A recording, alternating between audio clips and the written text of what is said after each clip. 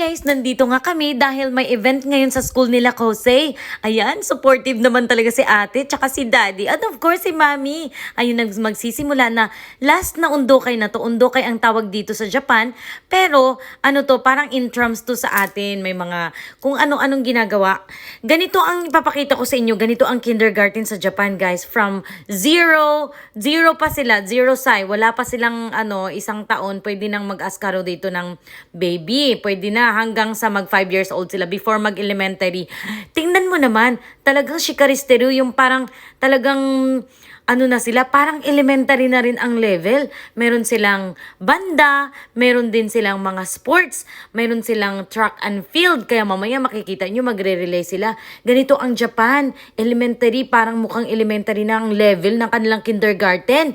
Tingnan mo, grabe na silang gumawa ng mga race, mga palaro na talagang magpa-follow ng instruction ang mga bata. Kaya ang mga nanay nagugulat kasi 3 years old, 2 years old, hanggang 5 years old dito, magaling na silang mag-follow ng instruction at sobrang parang sumusunod talaga sila. Kung yung kunwari may mga parade sila, talagang sila, seryosong mga bata. Talagang magaling sila magturo dito sa Japan.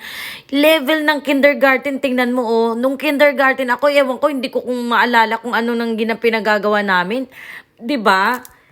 Pero sa Japan, mayroon na dito, especially dito sa Yuchen Kosei. Siya parang private na kindergarten siya.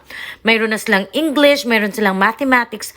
Parang ready na talaga sila pagpasok nila ng elementary, 'di ba? At ayan nga, maaga ang mga batang ma-expose sa race, yung competition, nagalingan nila, tapos nandyan ang mga parents, ang family. So magpapakitang gilas talaga sila, maningkamot jud sila nga makadaog sila.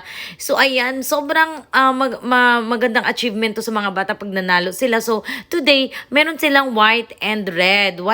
So white ang team ni Kosei ngayon at red naman yung kalaban. So i-OA natin ngayon, i-support natin ngayon ang mga puti, ang sombrero, puti at blue iisa. Tingnan mo yung parade nila, 'Di ba talagang sumusunod ang mga bata? Mga bata pa yan, ha? Level elementary, promise. Iba talaga sa Japan, tapos nangunguha sila, nag-garden sila. At ito na nga yung moment na involved naman ang parents. Hindi ako na-inform. Bigla lang sinabi ni daddy na ako daw una, si Nene sana. Nene, ikaw na, kasi naranasan naman niya itong mga ganitong gagawin. Pero ayaw ni Nene, kaya si mama. Kaya ayan, i-flip natin. Kailangan yung madami ang pula, ang puti. Kung madami ang puti, panalo tayo. Kaya sabi ko kay Kosei, wag ka nang tumingin sa puti, mag-focus ka sa pula. Lahat ng pula, ibabaliktad natin, ipuputi natin. Ganyan. Tawa ng tawa yung asawa ko kasi pag ganitong mga sports, ayoko talagang patalo. Very competitive talaga ako sa mga ganitong mga competition. Kaya kung patalo, sabi niya, nahihila ko na daw si Kosei. Hindi nga naka-flip si Kosei, naka-dusmo na si Kosei sa hila ko kasi hindi pwedeng magbulag. Hindi pwedeng maghiwalay ang anak at saka yung nanay. Kaya ayan, panalo kami kasi mabilis ako, focus ako kung saan yung pula, diretso ako doon, hindi na ako naghanap-hanap pa. Ganun ang kaya panalo kami dyan. Tuwang-tuwa naman ako kasi syempre, ang layo na ng white team sa score ng red team. Etong palaro namin, may absent kasi, kaya 2 beses akong maglaro. So, dito naman ako sa kabilang linya. Maglalaro na naman ako niyan. Kami ni Kosei. Kasi kami pampalit dun sa nawala. So, ayan, maglalaro kami. Tapos, panalo kami dyan. So, 2 score kami dyan. Kaya talagang, mangunguna ang, ayan, nahila-hila ko talaga si Kosei. Sabi ng asawa ko, Ots ka rin sama, ang bilis mo. Ayoko matalo. Ayaw patalo, no? Sabi niya, hindi ba na nakapag-flip si Kosei? Konti lang. Ayan, nakapag-flip naman yung bata. Diyos ko naman, ang mama talaga. Sabi ng asawa ko, Diyos ko, seryoso ka. Gambari sugi ka. Ganyan talaga ako pag competition, gaganyan. So sana sa Pilipinas makakuha kayo ng ganitong mga event, makakuha kayo dito ng maka-learn kayo dito sa Japan style na kindergarten, mga uniform nila. Tingnan mo, 'di ba? Japan kinder pa lang, mga ganyan na sila, mga big event na nila 'to, yung mga basta pag nakita nyo mamaya yung mga gymnastic nila, yung mga band nila, talagang ang galing. Ma-amaze ka talaga. First time ko manood ng undukay niya dito sa school na to kasi dati iba yung school niya.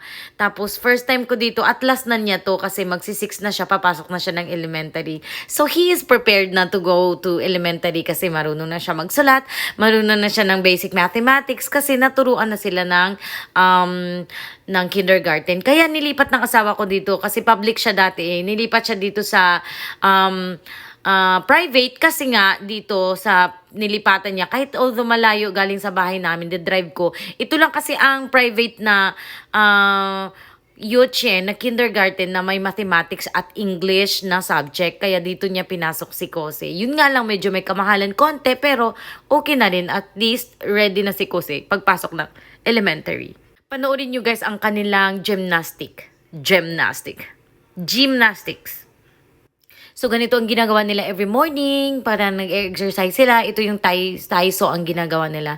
Yan. So, may mga training na sila. Kaya talagang ang galing. Nakaka-amaze talaga. Ayan ay 190 na pala. Pareho kami ng score. Pareho ng score. Ang red team at ang white team. Kaya kailangan magambaro talaga si Kose. Kasi after this, mayroon siyang relay. May takbo siya. 2 beses pa siyang tatakbo. Diyos ko. Sa mga parents naman sa Japan, dito mo talaga makikita sa undokay, sa mga event na to, ang mga kung anong pinagagawa ng anak mo sa school. Dito mo makikita kasi ipi-perform nila lahat. May practice sila everyday ng gymnastic. Meron silang practice ng banda. So, busy-busyhan talaga sila. Tapos, pagkatapos na ng year na to, ibibigay sa inyo lahat yung mga ginagawa nila. Ng mga art nila, mga writings nila. Tapos, pag undokay ganito, yun, ang event na ganito, puro video talaga tayo. Ang galing. Ang galing nila magturo sa mga bata. So, 1 year before mag-elementary si Kose, nilipat nga ng asawa ko, nakapag-decide siya dito ilipat sa private school na to kasi maganda nga ang reputation dito about how to get ready to go to elementary. Pag galing ka dito, sa school na to, sa private na yuche na to, maganda daw ang mga bata. Hindi sila na bigla sa elementary, mabibigla. Kasi meron na silang basic na English, mathematics. Pa ulit-ulit naman lang magsasabi, kaya yan, takbo na, ito na. Ito na yung guys, ang ingay ko dito, grabe, nakakahiya. Ito na yung relay nila. Maganda pa ganito gagawin sa Pilipinas, mga kindergarten. Meron na bang ganito? Kasi sa amin noon, wala eh. Dapat siguro ngayon, hindi ko na alam kasi ang tagal-tagal ko na hindi umuwi sa Pilipinas. Siguro naman ang mga kindergarten sa Pilipinas, ganito na din, no? Sa amin kasi dati parang kumakain lang kami ng mga milk. Naalala ko, tinuturuan kami magsulat. Yun lang, tapos may sayaw, sumasayaw din kami. May mga event din, pero hindi ko ma-imagine na ganito ka big event yung kinder sa atin. Kaya siguro, hindi ko na alam, siguro naman may mga ganito na or mas mahigit pa. Mag-share naman kayo ng mga kindergarten na event sa Pilipinas na ganitong may mga sport fest sila. Para naman ma-inform ako. Tapos, ayan na-amaze talaga ako kasi hindi ko to na-experience. Kasi ang kindergarten sa Pilipinas, hindi sila compulsory, di ba? Dito kasi sa Japan, talagang dadaan sila lahat dito sa kindergarten. Kasi lahat ng mga nanay at tatay dito nagtatrabaho. Kung hindi naman nagtatrabaho, ilalagay pa rin sila sa kindergarten. Tapos susunduin lang sila ng maaga. Tulad sa akin, 2:00 na ang sundo pag wala kang trabaho. Pero pag may trabaho ka, kung hanggang kailan yung trabaho mo, pwedeng nasa kanila ang bata hanggang masundo mo, hanggang matapos ka sa trabaho. At ito na nga ang score, panalo ang Team White!